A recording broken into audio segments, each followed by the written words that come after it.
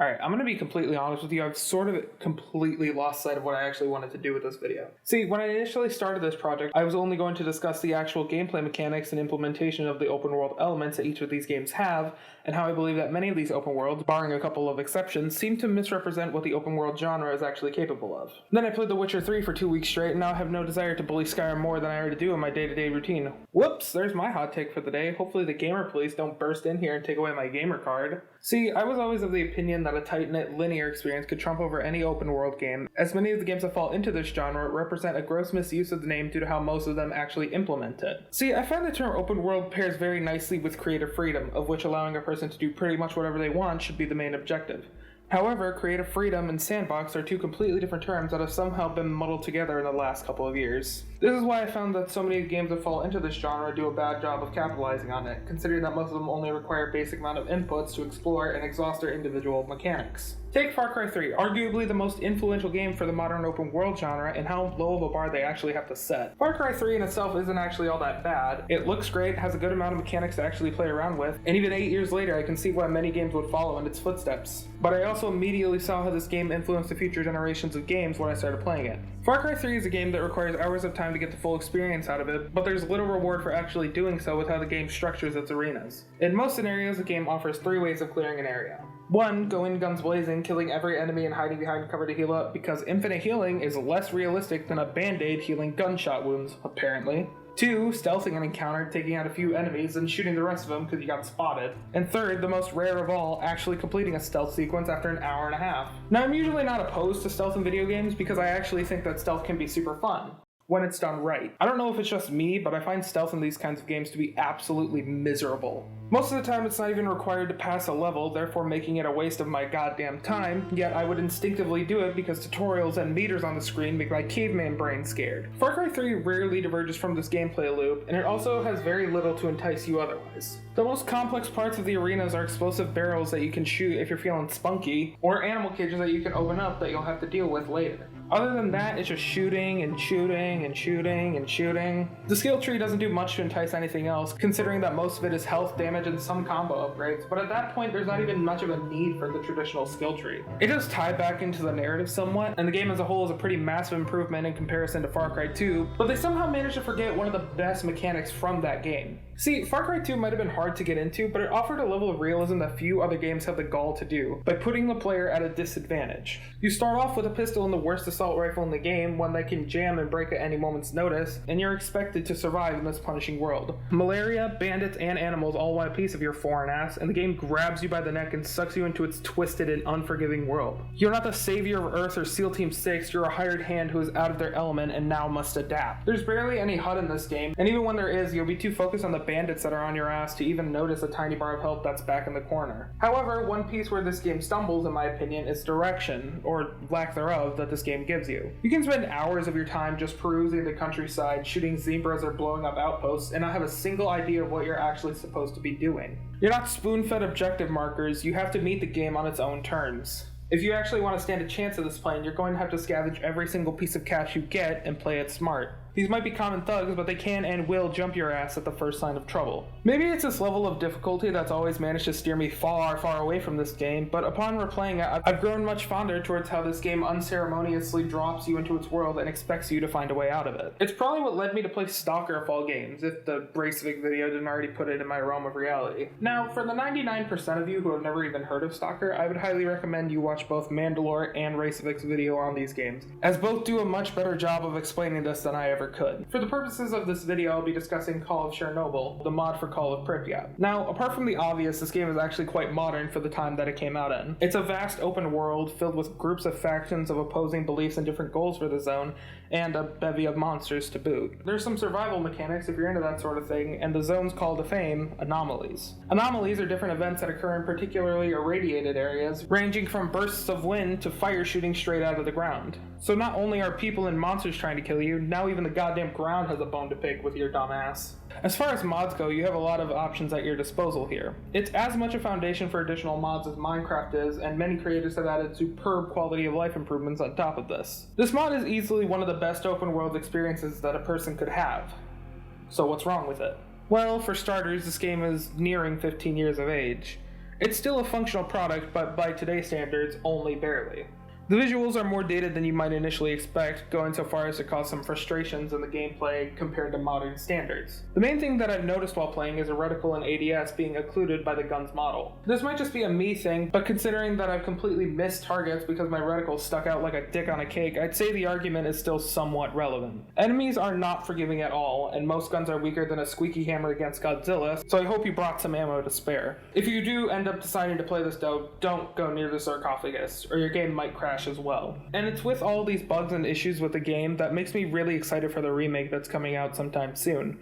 Because, with the current craze of Battle Royale and creating your own stories from your inputs, I think Stalker could finally show itself off the way it was meant to. But since we're on the topic of re-releasing a game, I suppose it's time we talk about the Skyrim in the room. Now, I know what I said at the top of this video might still be hard-pressed in your mind at the moment, and I can hear the sirens starting to get closer, but I want to talk about why I don't find myself enjoying this game when I play it. I'm well aware this is probably a me thing for why I don't like it, but I'll have you know that when I played it back in 2012, I absolutely fucking adored this game. I hadn't played a true RPG up to that point, and having this level of freedom and mobility was refreshing. The problem with that is this. As a very young, impressionable 11-year-old, Skyrim's main content is fucking boring. The main questline is nothing to write home about, being your typical fantasy, you're the chosen one, fuck up that dragon type story, and I never found myself invested enough in quests like the Mage's College or the Thieves Guild to return to Skyrim for hundreds of hours at a time. I won't deny that Skyrim has one of the most captivating worlds to live in, but I'm not going to pretend that it's not because the game entirely revolves around the actions that you make. You're the Dragonborn, you're the Nightingale, you're the werewolf, vampire, master, apprentice, mage, MacGuffin, Mary Sue, and I'm just not about it. The world doesn't so much involve you as it does completely revolve around you, and that might sound like an absolute dream to some of you, but to me it just falls short of being an enjoyable experience. But like I said, that's just because of my experience with this game. I wouldn't be exactly pleased if someone told me that my favorite game was bad because they had a bad experience with it, and I totally sympathize with those who are hearing me do so now. The only issue I find with Skyrim's fan base is that so many of them are more akin to rabid dogs than actual people. They seem like cheetahs that you would find perusing the mountainous areas of Los Santos, while no doubt driving up a mountain to save time because dear fucking god there's too much driving in this goddamn game. Like I get that it's called Grand Theft Auto, but does that really mean to drive a mile across town, talk to some random fuck, then drive another mile across town? In all honesty, GTA 5 might be the closest analog to a virtual representation of our world for the next decade. It's insane to think that this game came out 7 years ago, and not a single title has managed to replicate what Rockstar has managed to do with technology that feels ancient now. The closest thing that I can think of that manages to feel like this is Insomniac's Spider-Man game, but that also has the effect of it being a world of superheroes and villains, but even still, it doesn't reach the same level of realism on the island of Los Santos. I think the best thing that GTA did in relation to other city-based open-world games is its use of the Simpsons effect, which I'm now coining as a term considering how uncanny it's been as of late. It's easier to point and laugh at a game being dumb and preposterous than be faced with the cold reality that Life Invader isn't as fictional as you might have thought. And once you notice that, you start to see all of the other very real connections to real life, but at the same time it's just a game, right? Rockstar has come to be known for their insane attention to detail, and considering that their games take about as long to come out as an infant to graduate, it's downright impressive what they managed to pull off on a 360. The gameplay is fine, if you don't mind that dragging to waypoints and snap aim is about the only things that you're really going to do in this game. There's a lot to do in the game outside of combat and driving in the forms of minigames, and if you go online, then the almighty heists are going to be the highlight of your gameplay, most certainly. I don't have much else to say about this game other than how the fuck did they make this on a console that could apparently barely handle Black Ops 2?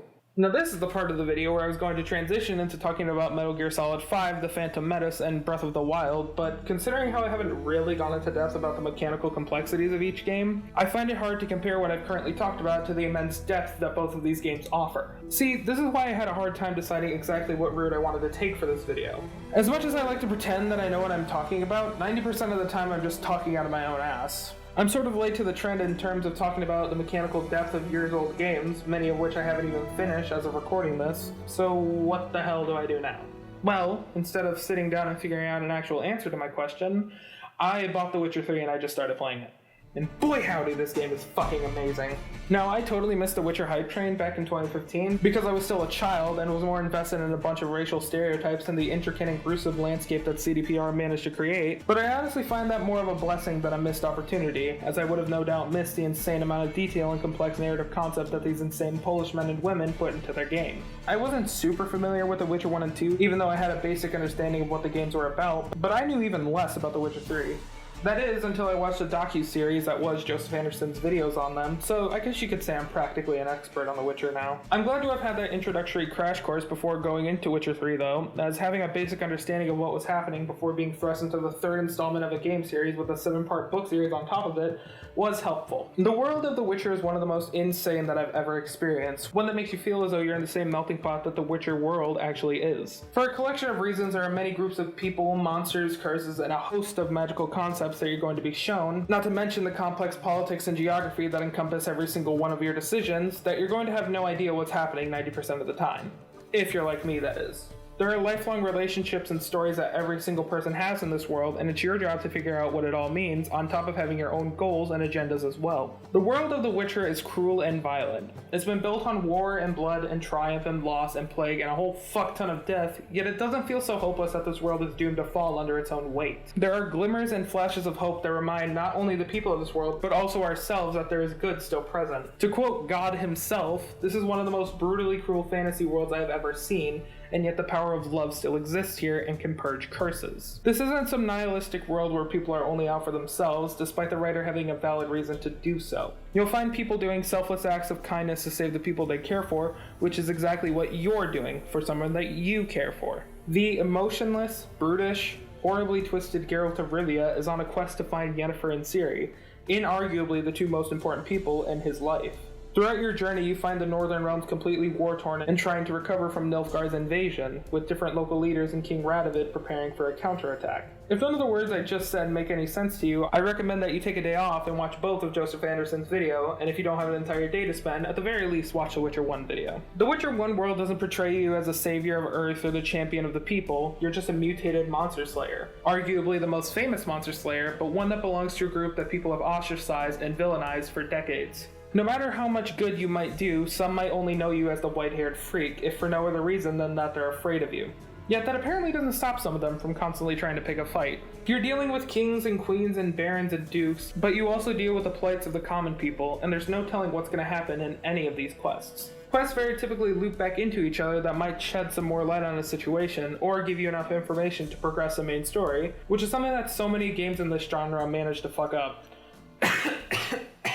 You're able to see every perspective of this world, from the highest kings to the lowest peasants, from the sorcerers on the run to those just caught in the crossfire. It's a fleshed out world that makes sense from every angle.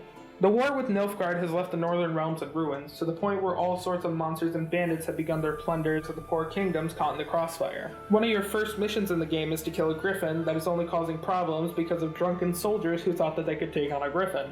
You come across every kind of individual, from soldiers to bandits, trying to take advantage of the war as much as possible to make a profit, which fleshes out the world better than Imperials here, Stormcloaks there.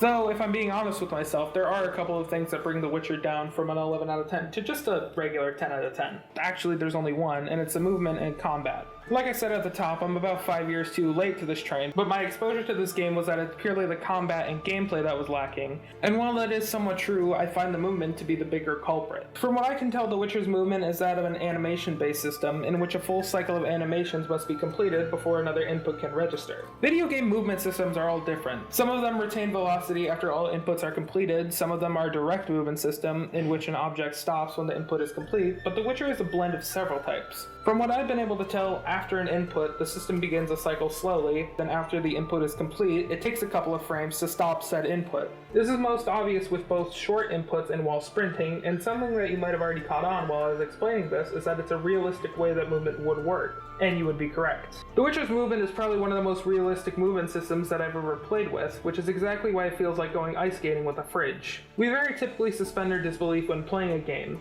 It's why things like inventory or quick select, when done right, are hardly noticed when playing. It's why we don't bat an eye when we reasonably shouldn't have the equipment that we do. Why does he have 7 sets of armor, 3 swords, and 2 bows? Where is he even keeping that? How about shut the fuck up and fight a dragon? Movement works in a similar way, where the more natural a movement system actually is to play with, we don't usually say a word. But since games have started trying to become more realistic with their systems, it highlights that our current methods of input aren't ready to handle that level of realism. But that's the thing about all of this. I wouldn't change Witcher 3's movement, because it would only estrange the world in a way that would take away from the unforgettable experience of strolling through Novigrad or Oxenfurt. If movement and the occasional bullshit swing is all I have to deal with in order to be entranced in a game world like I've never been before, then I'll deal with that any day of the week. And it's at that point, when I found myself becoming more and more enraptured in the Witcher world, when it finally hit me.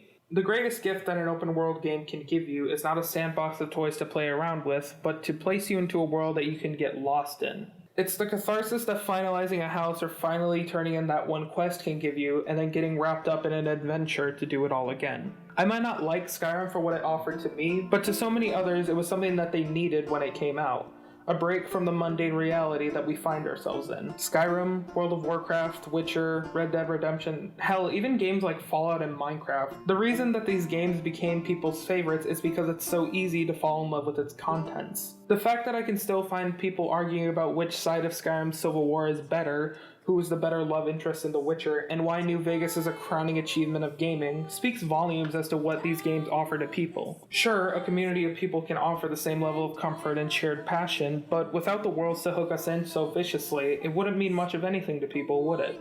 We find ourselves surrounded by the things we enjoy, and it's one of the greatest things that games can offer to us. You might be able to watch a movie and listen to a song again and notice something that you didn't see before, but it's often a singular thing that makes things click just a bit nicer.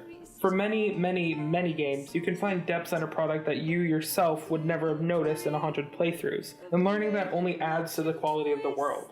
The most passionate programmers and designers across the world will go the extra miles for details that most people might not even notice, but someone will.